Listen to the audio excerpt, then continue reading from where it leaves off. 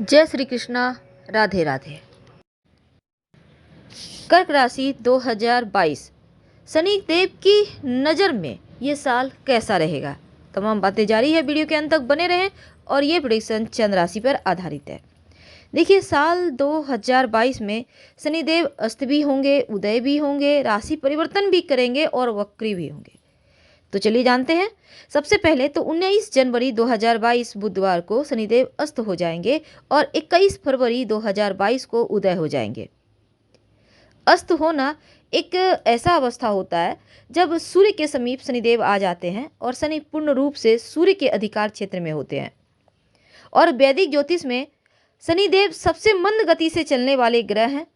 एक राशि में लगभग 2.5 वर्ष रहते हैं और शनि ग्रह के अस्त होना बहुत महत्वपूर्ण है, क्योंकि शनि ग्रह शीत हवाओं का कारक है और जब शनि ग्रह अस्त होते हैं तो प्रकृति में बड़े बदलाव आते हैं, शासन प्रशासन की स्थिति में बदलाव आते हैं। तो चलिए जानते हैं कि शनिदेव के अस्त होने, तारा डूबना जिसको कहते हैं, यदि आपका मुख्य ग्रह कुंडली में शनि हो, अस्त हो जाए तो अनेक तरह की चुनौतियां आती है। लेकिन अगर चूंकि यहाँ पर देखें तो शनिदेव कर्म प्रधान ग्रह हैं, कर्म का फल देते हैं, तो उनका अस्त होना भी बहुत महत्वपूर्ण होता है। ऐसी स्थिति में बहुत सारे जीवन में चुनौतियां आती है, पर आप कर्क वालों को घबराने की आवश्यकता नहीं है, क्योंकि 29 अप्रैल 2022 तक आप शनि ढैया से आज़ाद हैं, लेकिन 29 अप्रैल से आपकी ढैया शुरू हो जाएगी। तो 2022 में जो शनिदेव हैं, सौर मंडल के सभी 9 ग्रहों में सबसे नुकसानदेह या फिर सबसे जल्दी लाभ देने वाले ग्रह हैं। और कुंडली के किस भाव पर शनिदेव की जिस भाव पर भी नकारात्मक दृष्टि हो, खराब स्थिति हो, तो दुर्भाग्य लाता है। तो शनि का नकारात्मक प्रभाव आर्थिक रूप से करियर में, शिक्षा में, नौकरी में, विवाह संतान के मामलों में नुकसान पहुंचाता है और कुछ न कुछ जीवन में परेशानियां होती रहती हैं। लेकिन अगर देने पर आ जाए तो अविश्वसनीय रूप से धन, मान, सम्मान, प्रतिष्ठा सब कुछ देते चले जाते हैं। तो 2022 चलिए शुरुआत करते हैं, जानते हैं शनिदेव की नज़र में क्या होगा। कर्क वालों, आपके सप्तम और अष्टम भाव के स्वामी है शनिदेव, और वैदिक ज्योतिष में शनिदेव 2022 में अधिकांश समय आपके, देखिए 29 अप्रैल से 12 जुलाई तक आपके सप्तम भाव और अष्टम भाव में गोचर करेंगे। यहाँ पर अष्टम भाव में रहेंगे, इसके पहले वो सप्तम भाव में है। वर्ष की शुरुआत में सप्तम भाव में है, विवाह स्थान पे, जिसके कारण आपके वैवाहिक जीवन में थोड़ा तनाव दिख रहा है। आपको अपने रिश्तों का ध्यान रखना है, जीवन साथी की ओर ध्यान केंद्रित रखना है। व्यापार और साझेदारी के बारे में भी यही चीज़ें हैं। तो एक ऐसी अवधि है जिसमें आपको अपने रिश्तों के मामलों पर ख्याल तो रखना है। कुछ नए रिश्ते भी बनेंगे और रिश्तों को बनाए रखने का प्रयास भी करना है। ऐसे में आपके संबंधों में आपके अहंकार के कारण कलह आ सकता है, तो अहंकार पर, वाणी पर कंट्रोल रखें। आपके लव लाइफ हो या फिर वैवाहिक जीवन, दोनों ही रिश्ते को संभाल कर चलें। 2022 में जो लोग जॉब कर रहे हैं उनको थोड़ी बहुत बाधाएं हैं, क्योंकि आपके अंदर जो गुण है, जो प्रदर्शन का भाव है, जो प्रभावी ढंग है, उसको आप सही तरीके से प्रदर्शन नहीं कर पाएंगे। लेकिन अधिक कार्यभार के कारण अधिक समय तक काम भी करना पड़ सकता है। ग्राहकों को समय पर सामान पहुंचाने में हो सकता है आप दिक्कत आपको आए, लेकिन धन के मामलों में ठीक है, क्योंकि बड़ा कोई खर्च नहीं होगा इस समय, और स्वास्थ्य की दृष्टि से भी बढ़िया है। तो स्वास्थ्य के प्रति थोड़ा सावधान भी रहना है। अब जो लोग 50+ हैं उनको थोड़ा ध्यान रखना है, क्योंकि अधिक उम्र वाले लोगों को पुरानी स्वास्थ्य समस्याओं से 2-4 बार सामना होगा, तो इसके लिए तैयार रहें। कहने का तात्पर्य, इस समय अगर आप चांदी का एक छोटा सा ठोस गोली अपने पास, अपने पर्स में रखें तो अच्छा रहेगा। अब थोड़ा और आगे बढ़ते हैं। देखिए, वैसे तो 2022 में शनिदेव का पाया भी बहुत महत्व रखता है। पाया के बारे में आपको पता होगा, क्योंकि जब वो राशि परिवर्तन करेंगे तो 4 चरण होते हैं, 4 पाए होते हैं। तो ऐसे में शनिदेव आप कर्क वालों के जीवन पर कौन से पाए पे आएंगे, ये बहुत महत्वपूर्ण है, क्योंकि पाया से ये पता चलता है कि कितना लाभ होगा और कितना हानि होगा। तो कर्क वालों, आपके लिए रजत पाया रहेगा इस 2022 में। तो शनि के कुंभ राशि में प्रवेश करने के बाद सामाजिक जीवन आपका बहुत ही ज़्यादा आपको प्रतिष्ठा दिलवाएगा, समाज में मान प्रतिष्ठा बढ़ेगा, पारिवारिक जीवन में सुखद अनुभव मिलेगा, माता पिता का सहयोग आपको हर संभव प्राप्त होगा। आप जॉब करते हैं या कारोबारी हैं, मन चाहे फल भी मिलेंगे। और विद्यार्थियों को खासकर आपके जो गुरु हैं, आपके जो सीनियर हैं, उनको आपको उनका साथ मिलेगा।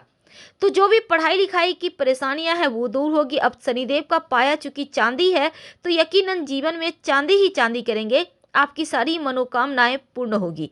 अगर आप विदेश जाना चाहते हैं, विदेशी वस्तु से कोई कारोबारी हैं, विदेशी ज़मीन से कोई काम करना चाहते हैं, ये वक्त बहुत अच्छा है। और वैवाहिक जीवन में भी ये चांदी का पाया टेंशन को कम कराएगा। जीवन साथी का सहयोग से आप अपने करियर में तरक्की कर पाएंगे, अच्छे फल को प्राप्त कर पाएंगे। तो ये तो थी चांदी के पाए का फल। अब हम जानते हैं अंत में कि कुछ खास होने वाला है। तो ऐसे में देखिए, अपने रिश्तों को थोड़ा बचाना है, आपको थोड़ा सा पॉजिटिव रहना है। महसूस कीजिएगा कि आपका जीवन साथी आपको नज़रअंदाज कर रहा है, तो या फिर आपका सही ढंग से ख्याल नहीं रख रहा। तो थोड़ा सा यहाँ पर चीज़ों को जैसे आप शांत तरीके से हैंडल करें, किसी भी चीज़ को ईगो पे मत लें, अपने आप पर मत लें, नॉर्मल रहें। अगर आप अविवाहित हैं तो इसमें रिश्ते को ढूंढने में, तय होने में थोड़ी सी देरी है, यानी लेट से होगा, थोड़ा सा आपको परेशान करेगा, फिर होगा। अगर आप व्यवसाय में पार्टनरशिप में काम करते हैं तो तालमेल बैठाने में थोड़ी सी दिक्कतें आ रही हैं, जिसका नकारात्मक प्रभाव आपके व्यवसाय पर भी पड़ सकता है। अब शनिदेव अष्टम भाव में जैसे ही जाएंगे तो पेशेवर जीवन में समस्याएं बढ़ाएंगे। आपके जो कर्मचारी हैं, आपके जो सहयोगी हैं, आपके खिलाफ कहीं कोई षड्यंत्र तो नहीं रच रहा है, इसका भी ख्याल रखिएगा। आपको लगेगा आप अकेले हो गए हैं, भटक गए हैं, आप तनाव में हैं, आपकी हर योजना विफल हो रही है, तो इनसे आपको बचना है। पर्सनल लाइफ में आपके और आपके पार्टनर के या जीवन साथी के बीच मित्रों या रिश्तेदारों की वजह से गलतफहमी हो सकती है, तो रिश्तों को संभालें, ये बहुत आवश्यक है। आपके ऊपर ढैया भी शुरू हो रही है, क्या करेंगे? शनिवार के दिन गरीब व्यक्तियों को खाने पीने की वस्तु का दान करें, लाभ होगा। आप चाहें तो गरीब लोगों को चप्पल, काले कपड़े का भी दान कर सकते हैं, पर शनिवार के दिन। वैसे भी ढैया चल रहा है, रोज शाम में ओम शं शनैश्चराय का नमः का जप करें। अगर जैसे कि माता पिता के जीवन में थोड़ी सी परेशानी है, थोड़ा सा वैवाहिक जीवन को संभालना है, थोड़ा संतान के ऊपर ध्यान देना है, तो ऐसे में अगर लगे कि कष्ट ज़्यादा है, आप अकेलापन बहुत महसूस कर रहे हैं, बहुत ज़्यादा जीवन में उलझने बढ़ गई है, क्योंकि आपको तो पता है कि ढैया जो होता है ना, वो थोड़ा सा जीवन में टेंशन देता है। जैसे कि ढैया के लक्षण भी बहुत सारे होते हैं, किसी गरीब व्यक्ति से वाद विवाद हो जाना, संपत्ति प्रॉपर्टी के मामले में फंस जाना, अनैतिक संबंध के शिकार हो जाना, या फिर कोर्ट कचहरी के चक्कर में फंसना, पदोन्नति में बाधाएं होना, कर्ज परेशान करना, बुरी आदतों की लत लग जाना, ये सभी चीज़ें ढैया के लक्षण हैं। लेकिन आप चाहते हैं कि ढैया के प्रभाव कम हो जाए, तो आपको प्रयोग तो करना होगा। और साथ ही आप शुक्रवार की रात में पानी ले लें एक पात्र में, उसमें 1 चुटकी काला तिल डाल दें और इसको आप शनिवार के दिन लाकर पीपल के पेड़ के नीचे डाल दें, इससे भी आपको लाभ होगा। वैसे तो इस दिन आप ओम शं शनैश्चराय नमः का भी जप कर सकते हैं और चिड़ियों को दाना पानी डाल सकते हैं। जीवन में संघर्ष बढ़ा देता है चूँकि, तो गलत कार्य से बचना चाहिए। और शनिवार के दिन भोजन में काली मिर्च का प्रयोग या काले नमक का प्रयोग जरूर कीजिए, इससे भी लाभ होगा। और जहाँ तक संभव हो मांस मदिरा का प्रयोग कम करें, और शनिवार के दिन तो बिल्कुल भी ना करें। तो हम आपसे विदा लेते हैं। जानकारी अच्छी लगे तो लाइक कर सब्सक्राइब करें।